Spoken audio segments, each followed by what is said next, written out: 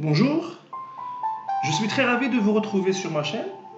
Aujourd'hui, on va voir comment écrire un bon article en économie pour un journal.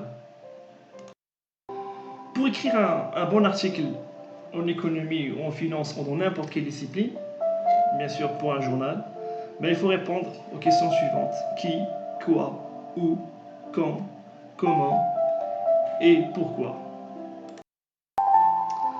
Alors, les astuces pour bien écrire un article dans un journal: ne développez qu'une seule idée par phrase, chassez les redondances, utilisez le présent, le passé composé, le futur. Le message essentiel s'écrit au début, puis on développe le papier. L'angle est très important, c'est l'axe qu'on veut traiter. Le plan enseigné à l'école, introduction, développement, conclusion, c'est à bannir. Et le dernier élément, le titre doit être informatif et contenir le message essentiel. Pour intéresser le lecteur, il faut intégrer une personnalité, un chef d'entreprise, ou un ministre des Finances, etc. Et toujours raconter l'événement à travers les personnes qui le vivent. Préparer un plan à son article, c'est tracer son itinéraire avant de partir en voyage.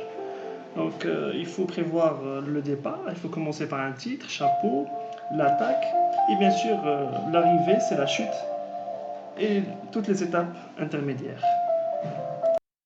Pour le titre, il doit comporter l'information principale, il doit capter l'attention et l'intérêt du lecteur, et il doit être précis. Le chapeau, c'est un fidèle auxiliaire du titre.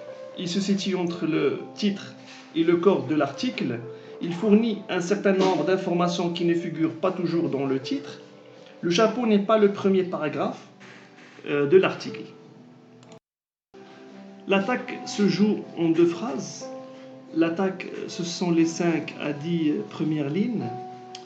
L'attaque doit intéresser le lecteur, capter son attention et lui donner envie de lire la suite. Attention, la chute n'est pas une conclusion. La chute est le seul moment où l'on peut prendre de la liberté avec l'angle choisi. Voilà, je vous remercie pour votre attention.